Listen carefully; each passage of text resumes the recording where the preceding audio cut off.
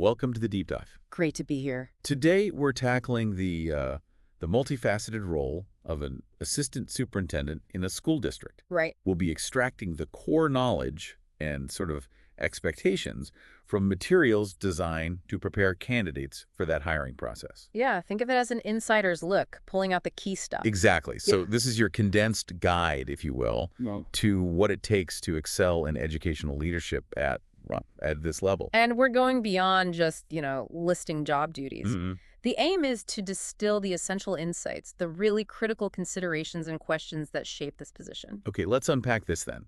A fundamental aspect, as you probably guess, is policy. Oh, definitely. Policy is huge. It's not just about knowing the regulations, local, state, federal, but truly understanding how they translate into action. And what's interesting in the source material is the emphasis on the how. How so? Well, it pushes past just knowing the rules. It gets into the experience of actually shaping and, implementing educational policies. Okay. It stresses discussing specific initiatives and, maybe more importantly, the impact those had. The tangible results for students. Exactly. The impact on student learning, on their development. Like, what specifically did you do to make sure that new literacy policy actually improved reading scores? How do you measure it? Right. It's about showing that direct link between policy and positive change for kids. And it sounds like you need to be ready to talk about bumps in the road, too, not just the wins. Precisely.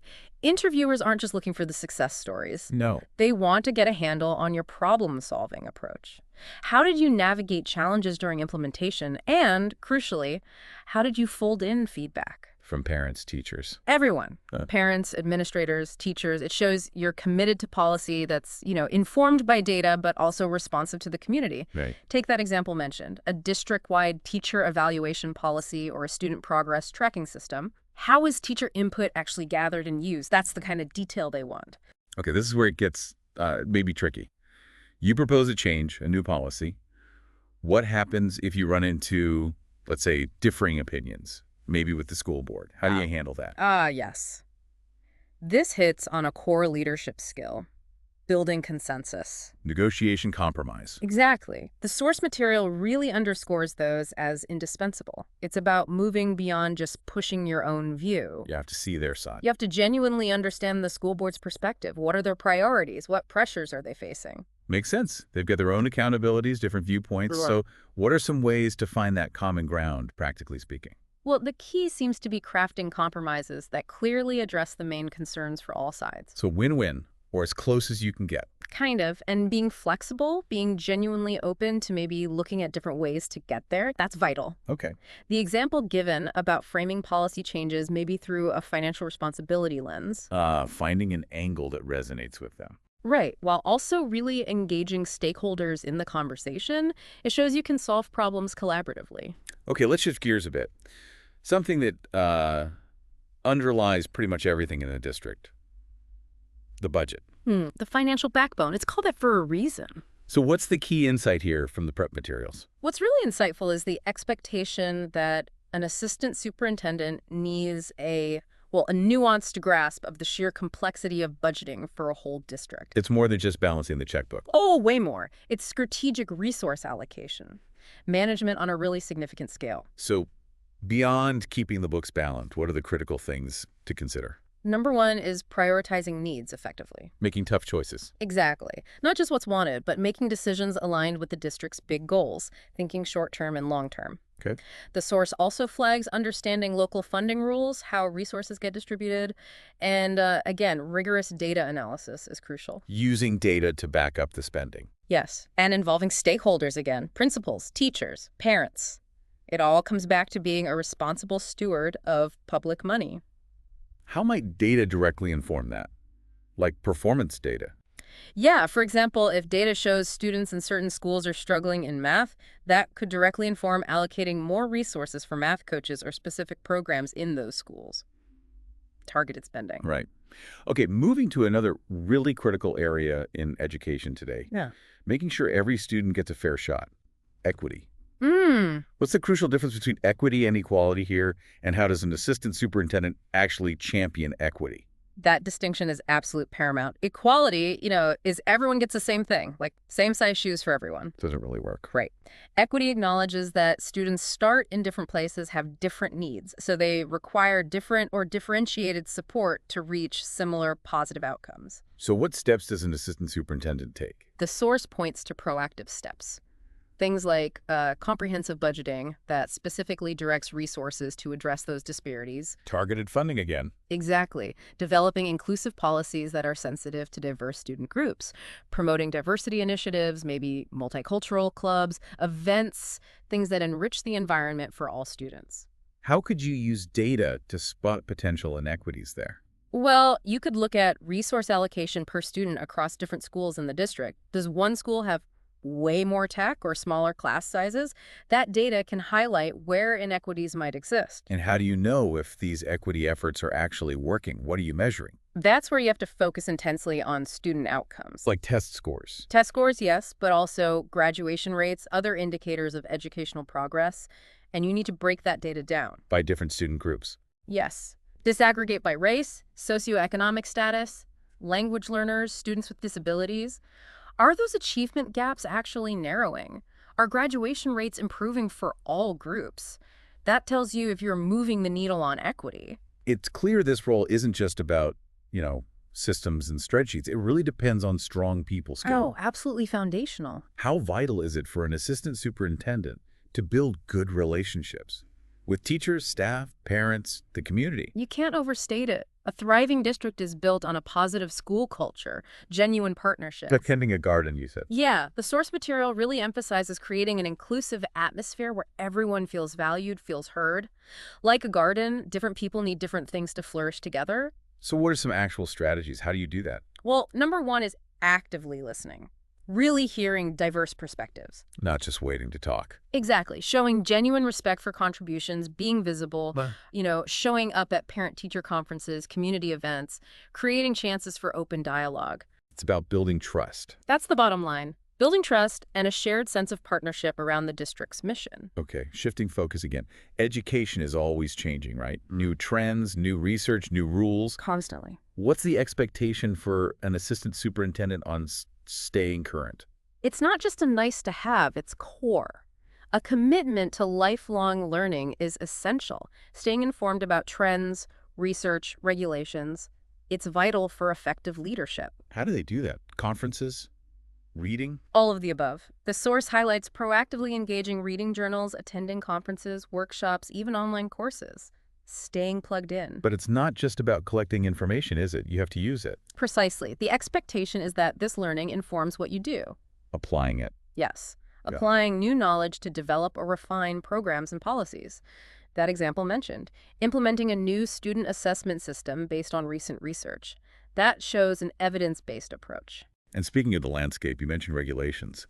How deep does the knowledge of education law need to be? State, federal? Oh, it has to be solid. Education is a highly regulated field. Demonstrating a good understanding of the legal framework is, well, non-negotiable.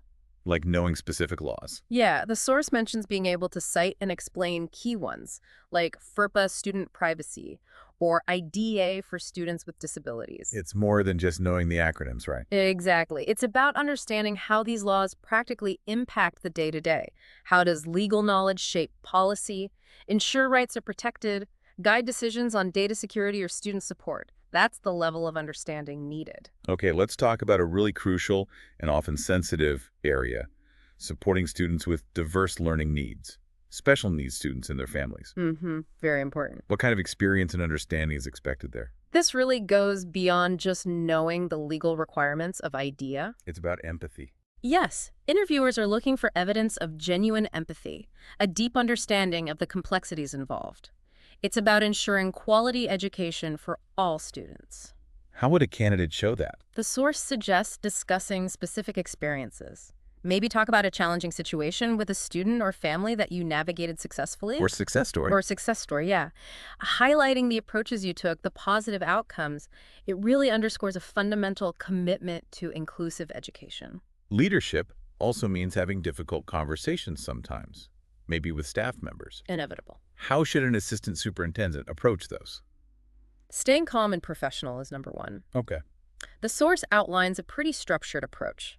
Really listen first, understand their perspective, then assess the situation objectively based on facts and policies. And then find a solution. Work collaboratively to find fair solutions and keep an open mind throughout. Don't go in with a fixed outcome. And does it end there?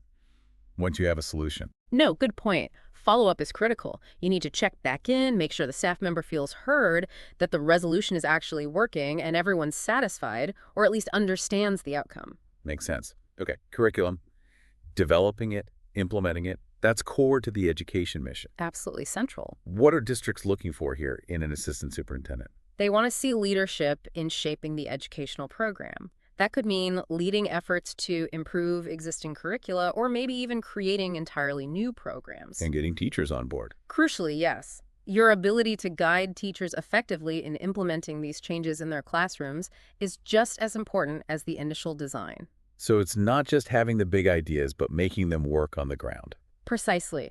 When you talk about your experience, you need to highlight the methods you used. Maybe you involve teachers in the design process and show the actual impact. Like that science curriculum example. Yeah. Exactly. Developing a hands-on science curriculum and then being able to point to improved student engagement, maybe better test scores, that shows the kind of results they want to see. So once you've launched a new program, how do you know if it's actually working? How do you evaluate effectiveness? The source really emphasizes a comprehensive approach.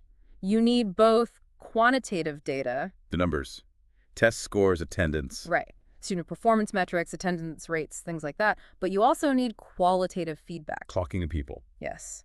Gathering insights from students, teachers, parents, what's their experience of the program. So it's a mix, numbers and stories.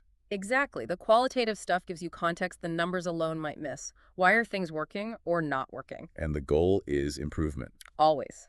Use the evaluation results to identify what needs tweaking, what can be better, and ensure the program is really helping achieve the district's overall goals. Another key part of leadership, Yeah. motivating people, inspiring teachers and staff. Hugely important for morale and effectiveness. What strategies does the material suggest for an assistant superintendent here? Well, it starts with cultivating a positive, supportive environment. Right. Things like holding regular, transparent meetings, publicly recognizing and celebrating achievements big and small. Building community. Yes, fostering a strong sense of community and shared purpose, prioritizing open communication, encouraging teamwork, and maybe most importantly, leading by example. Your own actions, your dedication. Okay. Now, in any district, you've got lots of stakeholders, parents, teachers, community groups, the board. Sometimes their interests don't align. Often they don't align perfectly, yeah.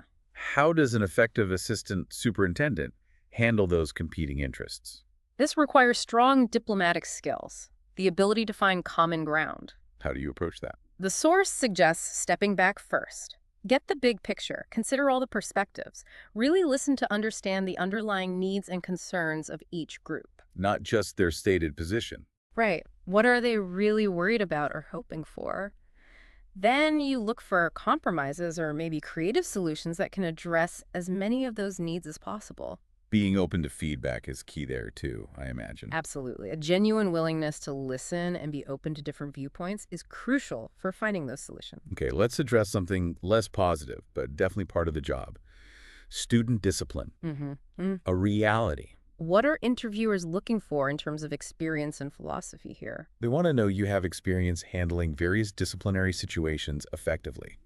But more than just the what, they want the why and how. Your philosophy. Exactly, your underlying philosophy on discipline. It should emphasize clear expectations, fair and consistent consequences, but also digging deeper. Finding the root cause. Yes, focusing on identifying and addressing the root causes of the behavior, not just punishing the symptom, and demonstrating positive interactions with students, parents, and principals when resolving these issues. Closely related to discipline is safety.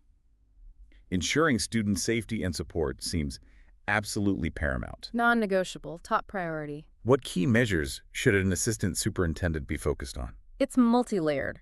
Creating a safe school climate overall, having well-defined crisis response plans ready to go. For emergencies. Yes.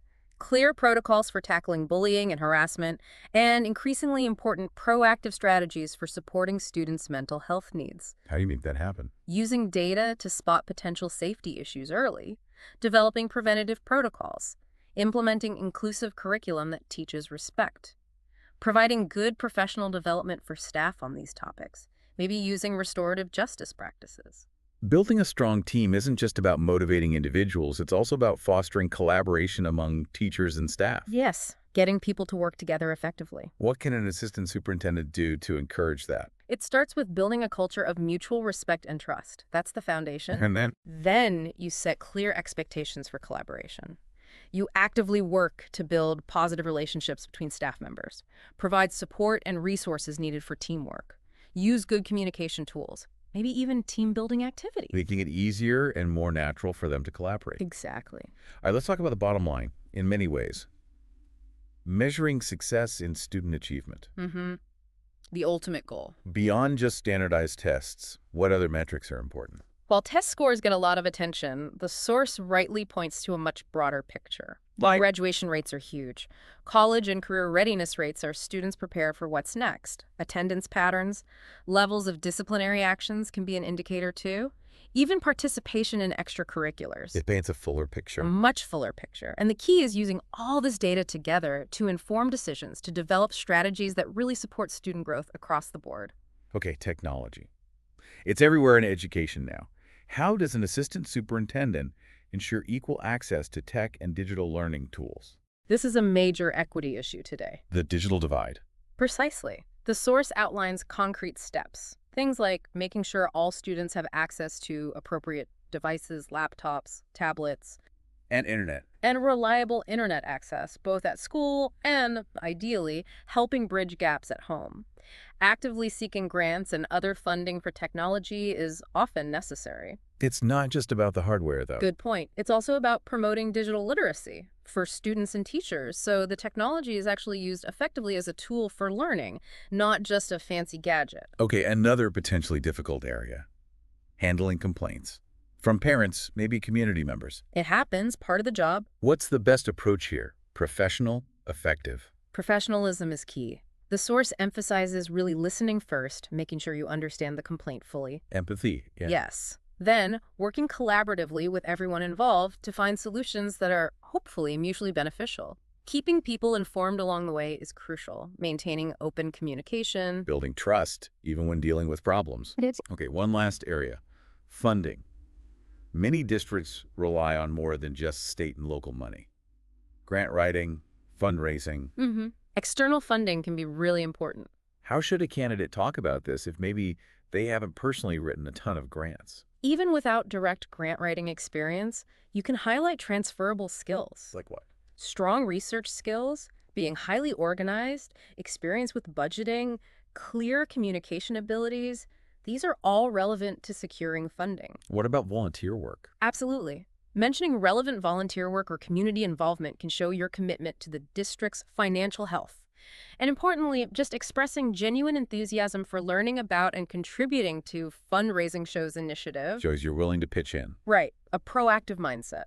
So as we kind of wrap up this deep dive, looking back at everything we've covered, it's clear this assistant superintendent role is incredibly complex. Oh, absolutely. It requires a remarkably diverse skill set. It's so much more than just, managing schools day to day. You need to be a leader, understand policy, handle finances, be great with people. Exactly. It demands strategic vision, a deep understanding of education policy, financial acumen, exceptional interpersonal skills, and just an unwavering commitment to creating the best possible learning environment and outcomes for all students. That's certainly a comprehensive picture.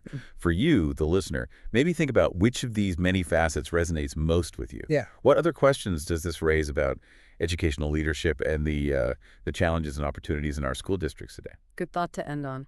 Thanks for joining us for this deep dive.